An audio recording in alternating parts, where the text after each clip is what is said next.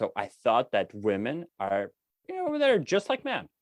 They're just like, they're a little bit different visually, but otherwise they're the same, which is something that can never work because they are like, I'm talking about a normal feminine woman.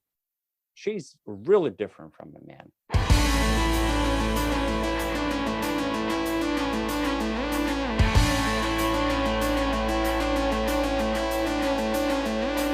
What story are you telling? Whether you're intentional about it or not, you have an audience and they think in story. The Doug Thompson podcast features diverse storytellers sharing their practical tips for telling the story they need others to envision and trust in order to take a new action. Here's your host, Doug Thompson. Hey, good morning, everybody. Or good afternoon. Whenever you're listening to this, this is welcome to the Doug Thompson podcast. I'm your host, the Doug Thompson. As usual, I don't know what time of day it is. We record these things all around the clock, so sometimes I'm not even sure where I'm at. But anyway, thanks for listening to the podcast. This week, I've got a guest from Canada, which I do speak to my Canadian friends on occasion, Roman Mironov. Hey, Roman, how you doing? Hi, Doug. It's so great to be here. Thank you. Good. And is it morning over there too? I just want to make sure everybody knows we're all sort of in the same 7 a.m. All right. Well, great. So, Roman, tell my audience a little bit about yourself, what you do, why you're here, and we'll take it from there. Yeah, I'm a life coach working online, mostly with clients, and I do live in Toronto, Canada. And what I do basically is I focus on three big areas. The biggest one is helping people stop watching porn and masturbation. The second one is relationships in general, family relationships, intimate relationships. And the third one is relationships with kids.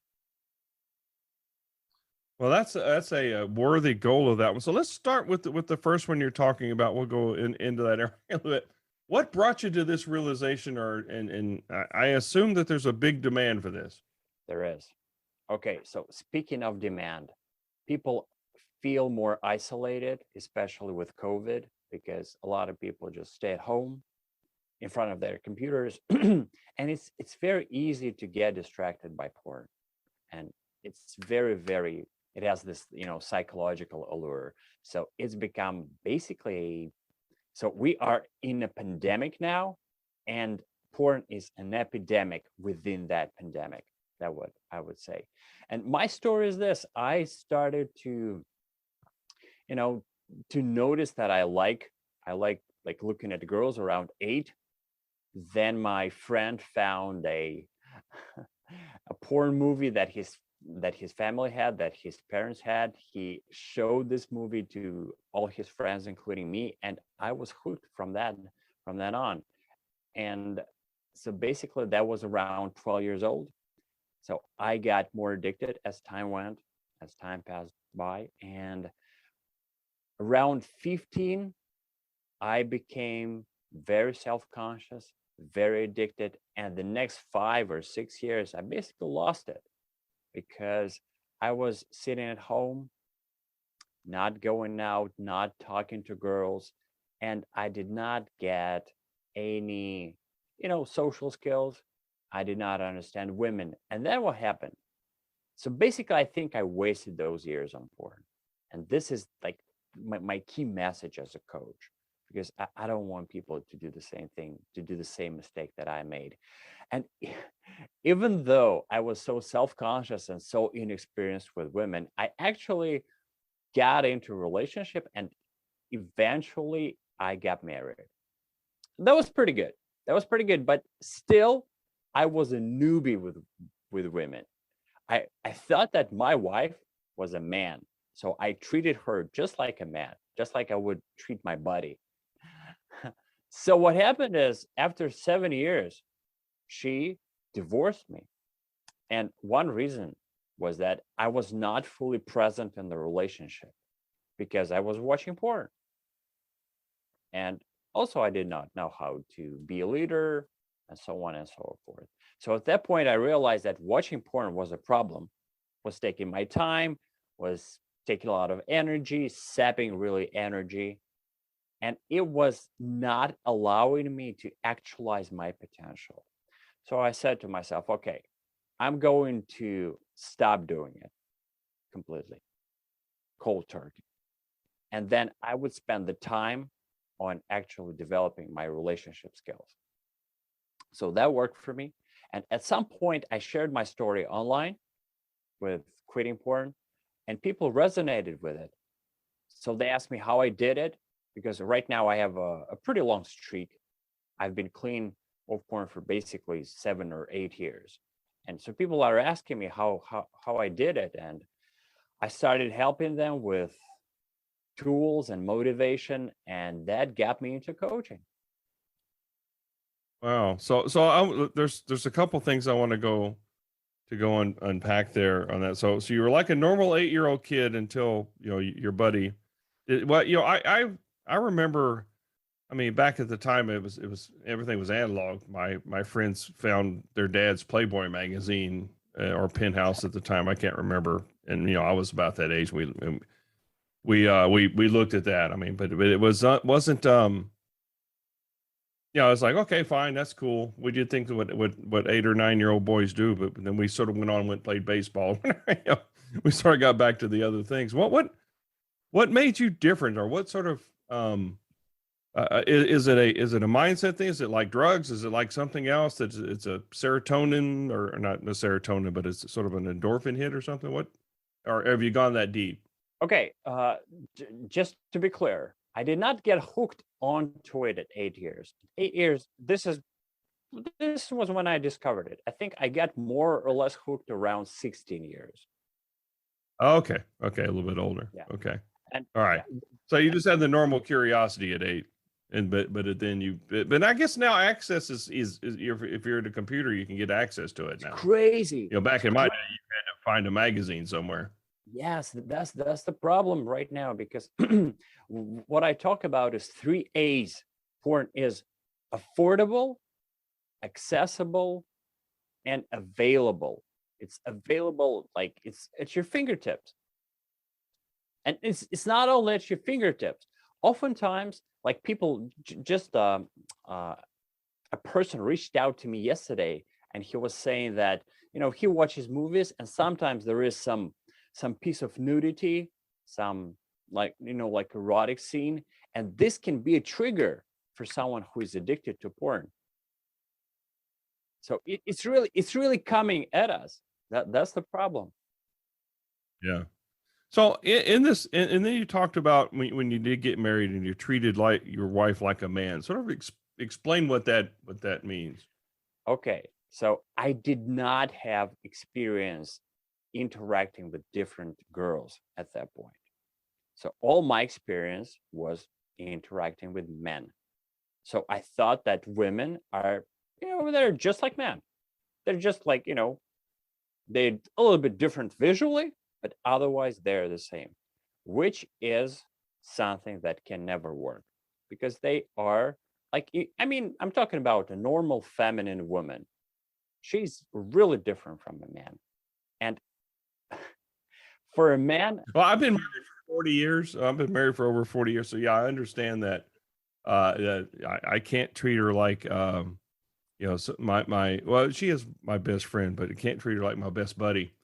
We have conversations, because men, we're here to solve problems and to tell stories. Usually we lie about things, just simply, it's like fishing. We caught a big fish or something, but we're here to fix problems or break things. And then women it's a whole other animal. I have 2 daughters, so I'm pretty sure this is punishment for my youth, or maybe a reward for my youth, one of the two.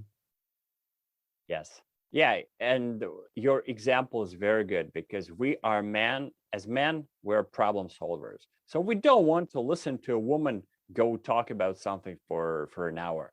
We just want to come in with a quick solution. That's right. But that's the point. That's what I did. I dismiss my wife all the time instead of listening to her. And oftentimes she comes up and she wants to talk to you. She just wants you to listen. And I had to learn it the hard way. Yeah.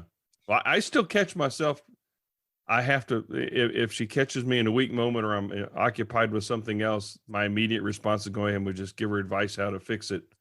And I have to catch myself. And so I don't do it right all the time when we have these discussions. So I don't want you to fix it. Yes, it is a Then, struggle. my next question, if I'm really tired, then why are you talking to me? Which is not a good answer. So, don't come to me for advice because, I don't have the perfect advice. That's the point. So for your audience, guys, it's really important to not go into porn, not to get addicted, but stay social instead. This is so important because What didn't porn also probably skew your perspective of how women acted or like to do things? of course, because porn teaches us that women are crazy about sex and they think about sex all the time and they're ready to go like this. This just doesn't make sense. For one thing, women love foreplay, and porn basically teaches us that foreplay is not important. So this skews our perspective so much. So you got into this, a little bit. Let's fast forward a little bit here, where you realize you got a problem. You're going in, and you're occupying your time, making yourself a better human. You mentioned you've been trained. You have Tony Robbins training. So expand, because Tony, he's sort of the you hear this thrown around a lot, but nobody can really, not ain't nobody, but oftentimes you don't sort of understand what that means or what the background is, or why is that special. Can you sort of expand on that a little bit? Okay. So first of all, I got into this training program because I needed the tools, because when my clients started asking me to help them with quitting porn and masturbation, I needed specific tools, and I knew that I would get them from Tony, because actually Tony's materials helped me in my life a lot.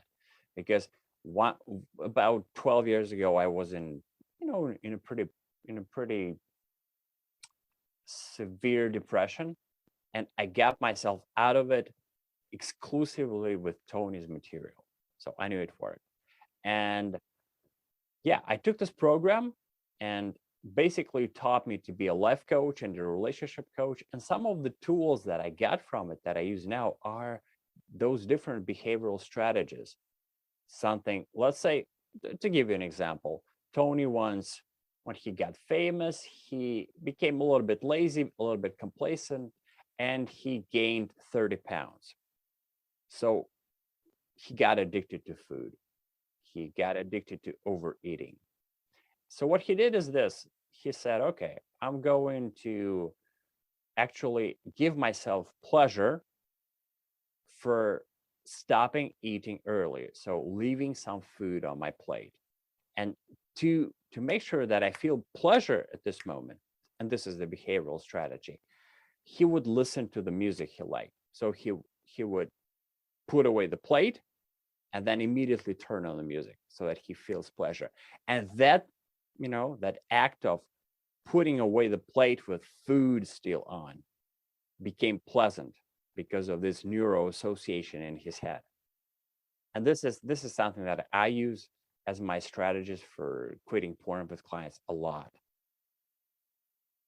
Yeah, I grew up in just clean your plate because there's hungry people in some other part of the part of the world, so I can relate to that. And Tony's a big dude, so he had to be eating a lot to gain 30 pounds because he's, he needs a lot of calories just to keep going.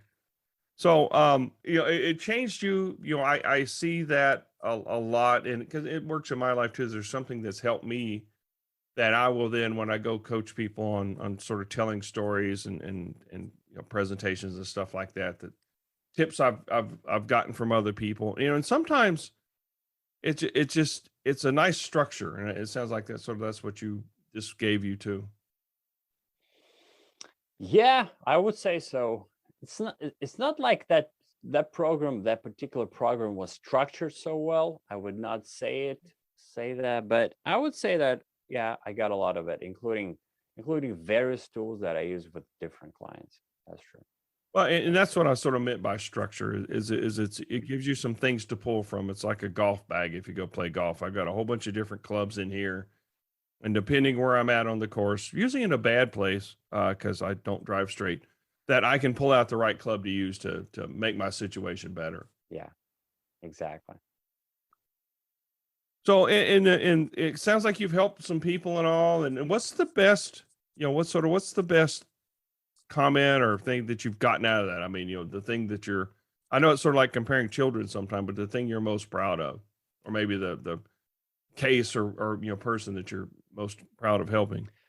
I'm most proud of this client who has been clean for over almost 2 years now after starting working with me. And he had had a lot of problems before coming to me related to porn. And he actually struggled with it for a long time. And moreover, for him, it became a negative cycle where the intensity of porn increased over time. And he would even go to things like massage parlors and prostitutes. So, and he's a family guy. He has a pretty big family and a wife that he actually loves. So when I was able to help him, to coach him to stay away from all these things and motivate him, I felt that this is quite a success. Well, cool. And that's, I mean, I always like when I talk to people and stuff, watching them do something or that they couldn't do before or something. That's always sort of the reward. We're all in this at some point in time to sort of better the world and help other people so they don't struggle like we do. Do you find that sort of a theme between substitute your addiction thing Well, here? yes, any sort of addiction, any sort of craving, any sort of anything, any attachment that you have in a relationship that's pulling you, it's actually taken, whether it's sports, whether it's food, whether it's spending, not being engaged with your family because you spend a lot of time outside of your family, just going out and staying with friends. All these things, they actually undermine the relationship, definitely, because with relationships, remember that your partner wants you to be 100% present in the relationship and engaged, especially your woman. So when you can't give that 100%, he or she he actually feels that the relationship is not important to you. And you feel it yourself, because if you prefer, let's say, if you prefer watching football on TV instead of playing with your 5-year-old kid, that's like the kid will feel that. And when they grow up, they will tell you, will remind you of that. Daddy was sitting on the couch and watching TV all the time instead of playing with me. And they're going to carry a psychological trauma. Yeah, it's a little bit like the old Harry Chapin song "Cats in the Cradle," where the kid grew up just like him, where he didn't have time for the kid. Yeah. So yeah, it is. In relation, if you look at from a storytelling perspective, I mean, you've had a pretty good hero's journey. Normal person start off sort of, got off track there for a bit, bad relationship. You came across, was this a one day thing that sort of, when you were sort of made the change or something, or was this sort of it was a consistent thing? There's something not right here. I need to go back and address. Or was it like one day you woke up, look, I gotta stop this stuff? No, it wasn't one day, of course, because I've been struggling with it for many, many years. And for me, the biggest problem, the biggest consequence was the guilt. I knew that this was weird, and I like hiding from other people. A behavior that you need to hide is not healthy. That's one thing. And the other thing, I felt like I was wasting my time and potential on this. So it's been, like almost 20 years of struggling. And then I was able to wean myself off it really, really slowly by taking small steps. For me, this works. For some people, it works like, going cold turkey. Like they really wake up one day and they say, okay, I can do it. And you have to know yourself. That's what I tell my clients. When we choose a strategy, I tell them, so how does it work for you? Do you like to go all in, or do you want to take small steps? Yeah. Do you ever ask them, hey, is this, so I want to go cold turkey. Have you ever asked themselves, has that ever worked anywhere in your life with anything else? I mean, I think that should be a qualifying question because a lot of times they think this is different, but they've tried cold turkey for a lot of things in the past. It just never worked. I think for most of us, it is a journey and a process that starts with that first step, as you said, and then another one. And then eventually you do it often enough, then it becomes the habit. It becomes, but it's still, I would think it still somewhat lingers, and there's still sort of that temptation and stuff that can hit you that you have to put tools in place to recognize that you don't sort of swerve back off in the ditch. That is right. And by the way, what I would say is that, people who are able to go cold turkey are those type A personalities, achievers, because they're oftentimes black or white thinkers. So they say, okay, I either watch porn or I don't watch it. So this is how it works for them. Yeah. And again, I think you're right. It's that they have that pattern in their life. That's the way they do almost everything.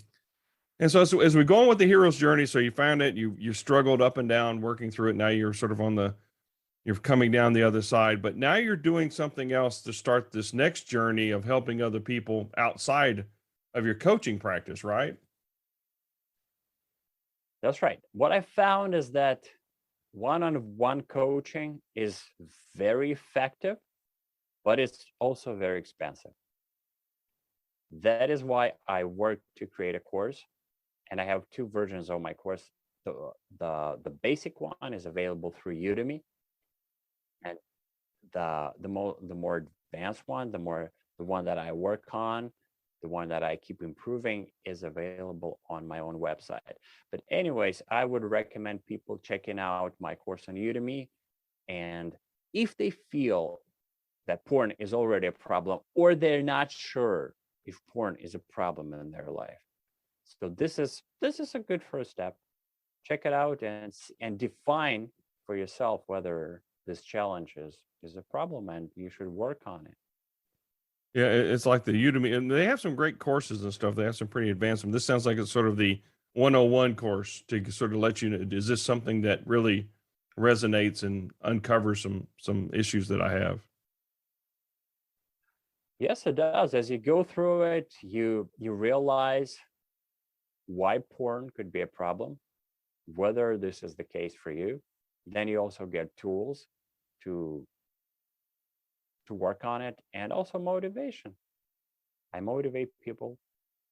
Yeah, we all need that motivation to keep going.